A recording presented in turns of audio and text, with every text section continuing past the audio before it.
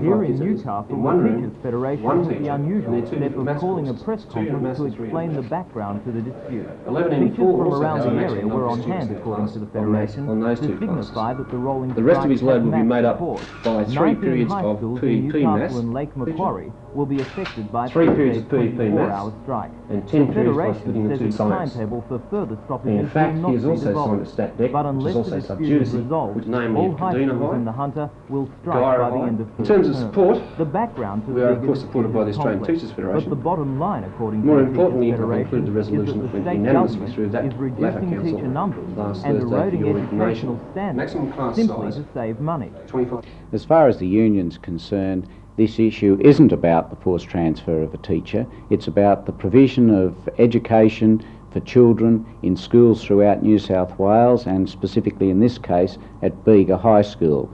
There are a large number of students with the new staffing formula in the state who are not being given the full range of courses, especially in mathematics, that they should be offered.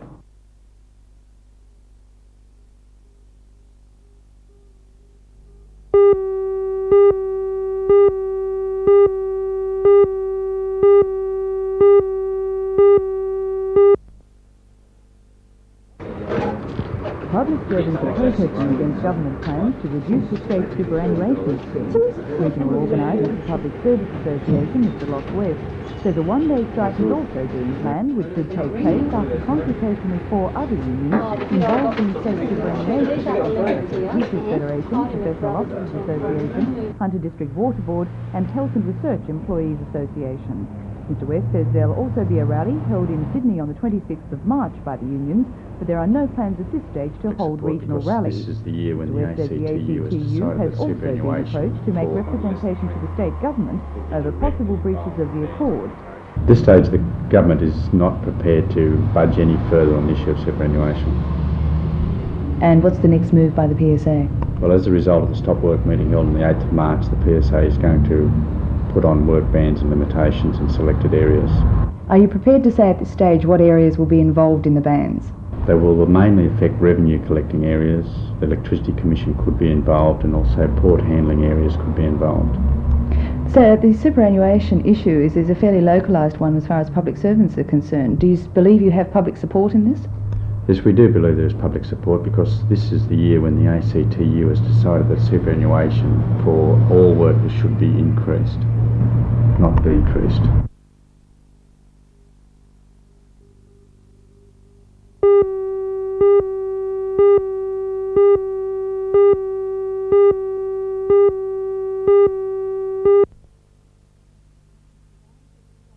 Mr Rand said the state government had recommended Singleton to the federal government as first choice of site for a new combined school of infantry and artillery. Mr Rand's recommendation contained a number of surprises. The area outlined by the state government is not in accordance with the area submitted by Singleton Shire Council. The council suggested an area bound by Broke and Putty Roads, the New England Highway and Pecolbin State Forest. The state government's recommendation includes the conditional use of the state forest, more than half of which falls in Cessnock Shire. That council has already indicated it will not support expansion of the existing Singleton Army base in its shire. The recommended use of Pecolbin State Forest was strongly criticised today by a group dedicated to preventing expansion from going ahead.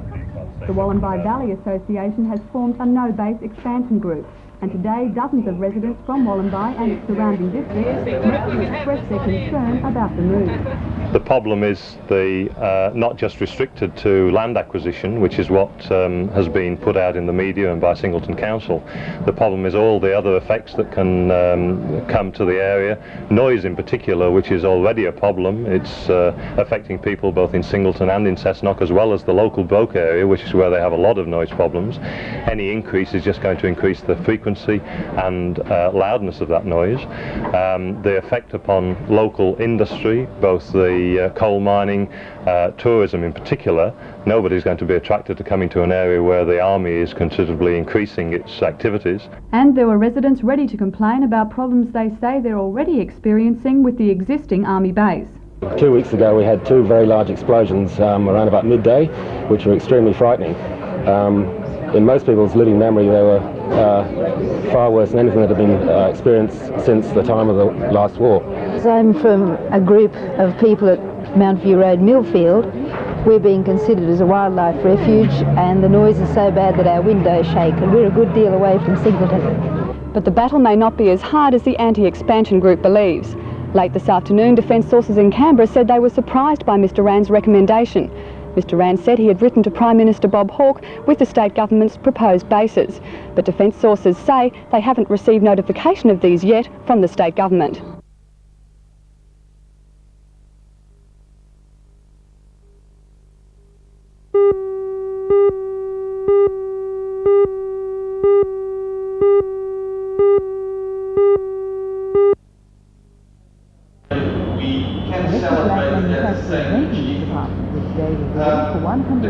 Secondly, it is very important because of the company itself. You can also achieve that in your private results.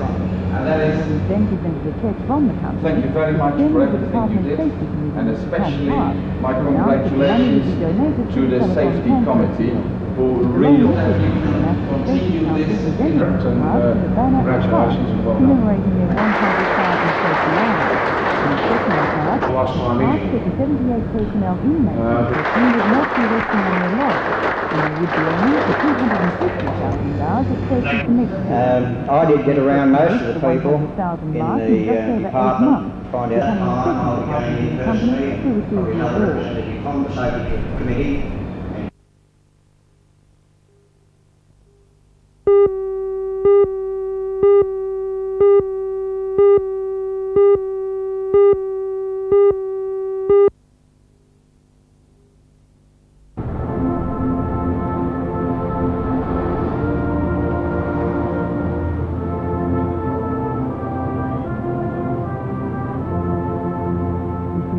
Survived by his wife Joy, 2 daughters and a son, who were part of the big crowd that attended the services.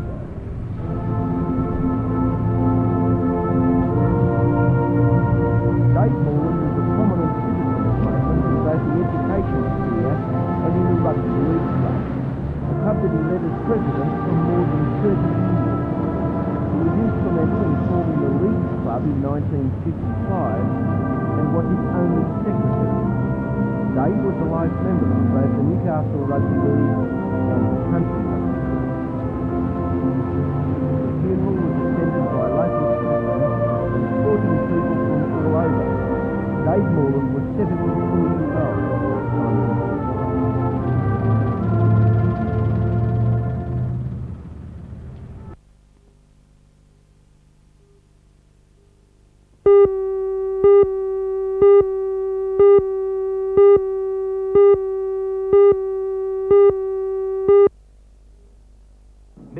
The Millwall fans come from this tough dockland area of London, which is characterised by high unemployment and has a history of soccer violence.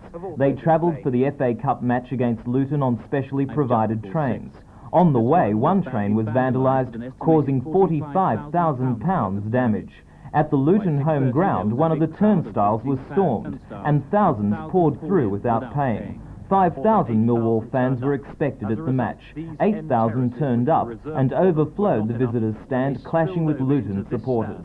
Seats were smashed and thrown onto the pitch, along with bottles and beer cans. 14 minutes after kick-off, Millwall supporters spilled onto the field and the referee stopped play. For the next 25 minutes, the fans fought bloody running battles with police.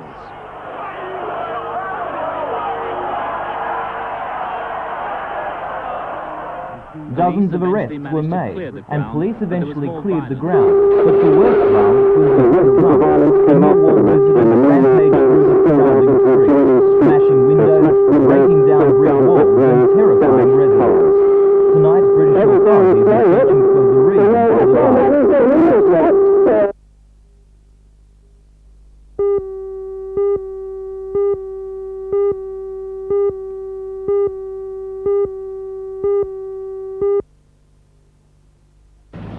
It was the best Saturday ever, attendance-wise, in the fair's history. The superb autumn weather, along with the promise of something for everyone at the fair, apparently made it the place to go today.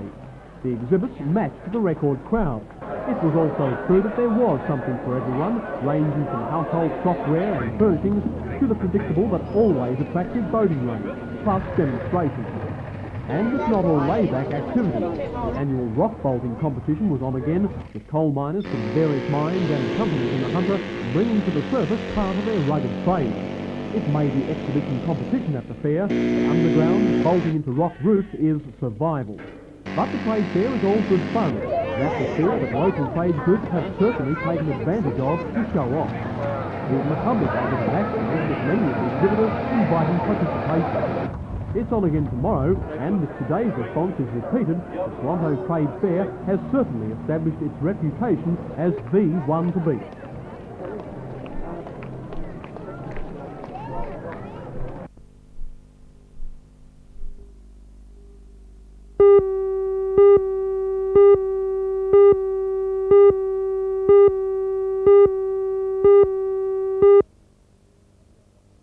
This. When the official opening at the Hawkins Masonic Village at Edgeworth was the latest chapter in a story that began in 1972. Then 54 home units were built, financed by the Royal Freemasons Benevolent Institution of New South Wales. The $1 million extension is the 7th project on the site in the last 13 years, and the village now boasts 144 self-care units, a 29-bed nursing home, a 30-unit hostel, and a community hall. It was the president of the Freemasons Benevolent Institution, Frank Jeffrey, who performed the official opening. The new units were named Iris Court, continuing the tradition of naming parts of the village after flowers.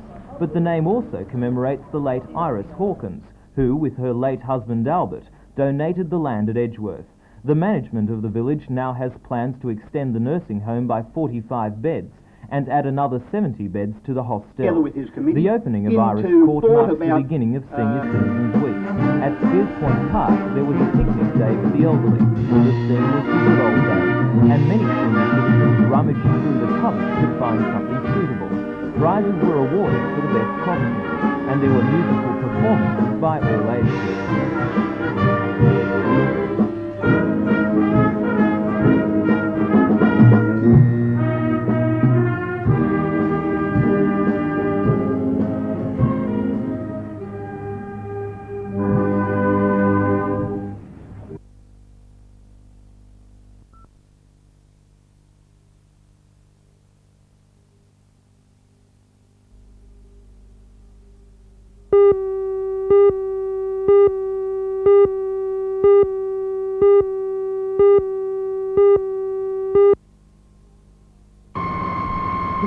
Started at the Kenmore Trader Stationery Supplies in Port Street at about 1:15 this afternoon. 3 stations from Newcastle, Hamilton and Carrington attended the blaze. The contents of the 30 by 15-metre brick building were severely damaged by heat, smoke and water. The cause of the fire hasn't been determined.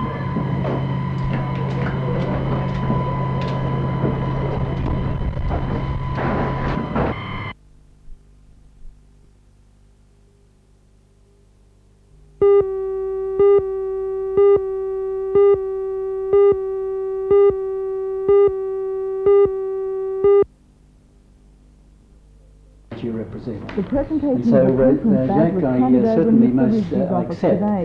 The regional chairman of the Red Cross in Torres says the association is proud of the social link with such a big industry and that its choice of captain is ideal.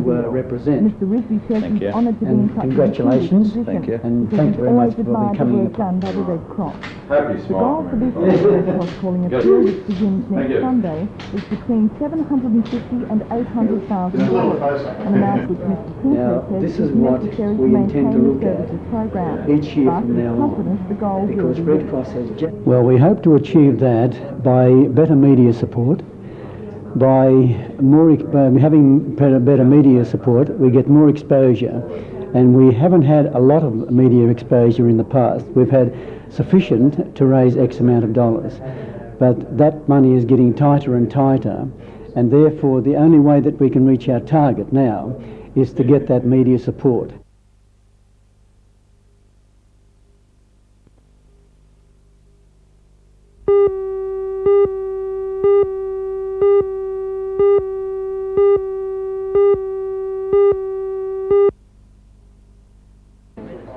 The two-day exhibition at the Newcastle City Hall began today. It shows the latest in National Panasonic's range of business equipment, from a photocopier that makes 45 copies a minute to a facsimile machine that produces copies to anywhere in the world in 20 seconds. But perhaps the showpiece of the display is a revolutionary attachment to photocopiers. The editor. Technical Officer David Dunbar says its applications are many in schools, accountants' offices and other businesses. And here are just some of its tricks. Well, the first thing we'll show you is how to delete a certain item from a document. We can input to the editor what function we would like, mark out the area we wish to delete, press the photocopy. The original remains on the copy at all time. We work from a copy of the original. Once there we have removed the 4 violinists from the orchestra.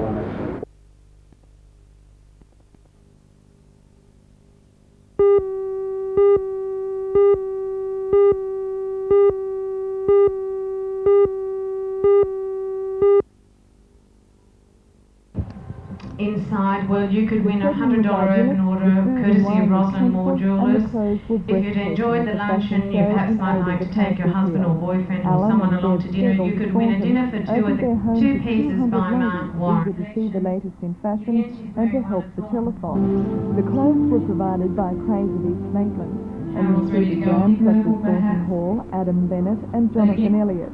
The parade was unique in that the guests could mingle with the models and see the clothes close up, no matter where they were sitting. Organisers say that about $2,000 was raised for the telethon.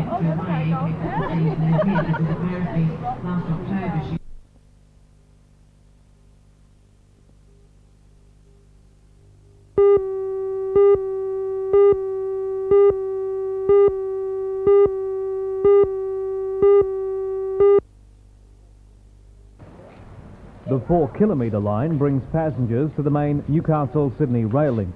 A recent report says patronage has decreased by 15% each year and recommended a shutdown. The line now operates at a loss of $500,000 a year. But the Chief Executive of the State Rail Authority, David Hill, says the branch line will stay operating until at least next year. He says there has been some increase in patronage since the electrification of the Newcastle line. The future of the station now be reassessed sometime during 1986.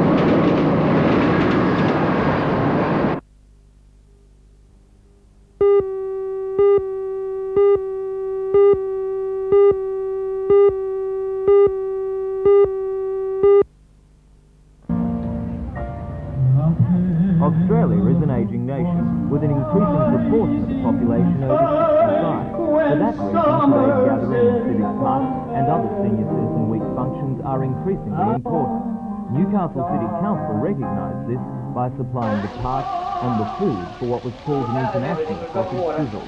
The Lions clubs of Maitland and Raymond Terrace donated their time to do the cooking, and the sausages were handed out free. While sitting in the shade and eating, the senior citizens enjoyed a variety of entertainment, including Irish tenor George Graham. The town clerk, Barry Lewis, provided a highlight of the day when he released a retirement housing kit. Produced by the Hunter Housing Information Service, the kit is available from the service or the City Council.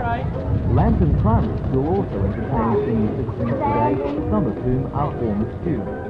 3rd, 4th and 5th grade students performed what is called a health hustle, proving that the fitness craze now starts at an early age. When the senior students did a barn dance, the elderly onlookers were invited to join in. Back to 3, check. Women twirl on the man in front. And slide.